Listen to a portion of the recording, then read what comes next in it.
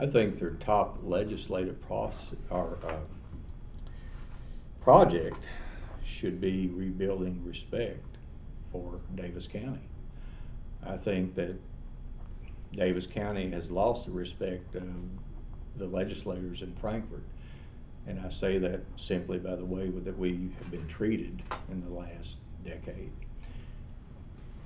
Part of the problem that we have is at some point we were gerrymandered into a county that's represented by 5 different representatives, and several of those Jim Glenn's district is the only one that's truly comes from the center of the population. Tommy Thompson's and Gooch's and Arnold's and the gentleman up in the east, I can't remember his name right now, but you know, they have a little bit of Daviess County, a sliver of Daviess County, but the vast majority of their district is elsewhere. Northern Kentucky does very well. Bowling Green does very well.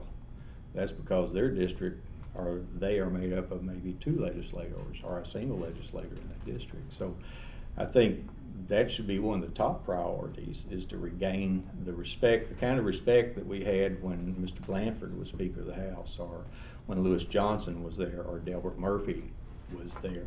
And that's not to say anything to disparage the representatives and senators that we have now. It's just a matter of districting as to how they represent us. You know, I can't remember last time that we've had a major debate in Owensboro. Do you remember when that was? 1996, Mitch McConnell and Steve Beshear. And I think that's right. You remember I told you about this old brain and sometimes how we don't remember, but you know, the state, they give millions to other communities, and we have to fight for what we get. Look, we just spent $6 million to build the first building for Western Kentucky University on the OCTC campus. We haven't got our second phase technology center. Other communities are having convention centers and arenas built for them. We don't get it. So somewhere along the way, we have lost the respect for Frankfort, and I think that needs to be the top legislative priority of this community. Apart from redistricting and redrawing the legislative districts, how, as a county official, would you go about regaining that Well, I'm going to tell you one of the things I think we do, face-to-face contact. I mean, you know, in this day and age of computers and cell phones and things like that, that's great.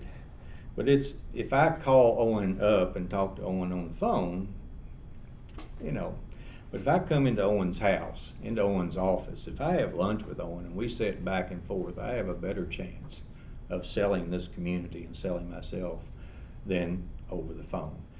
That would be one way. The other way is I think we've got to change the way we set our legislative priorities.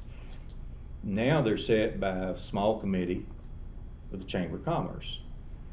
Now I don't say that's bad, but how many people does that involve? That committee sets that process, the chamber looks at it, the board looks at it, and we send it to the 2 legislative bodies in the city of Owensboro. I'm not sure that Whitesville is even involved in that process, but Whitesville is an incorporated city and deserves that respect. And they may be, but I am not aware if they are.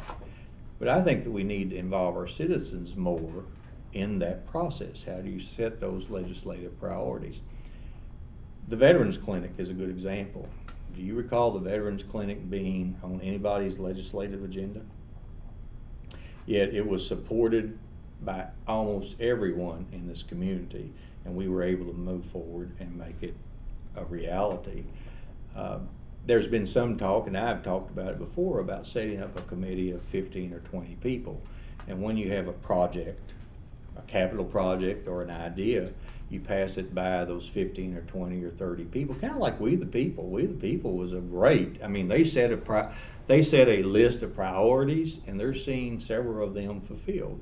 Well, this group, if you can't get it past 20 or 30, a cross section of 20 or 30 people in this community, why do you think you could get it across to the rest of the community, and why do you think it would fly in Frankfort?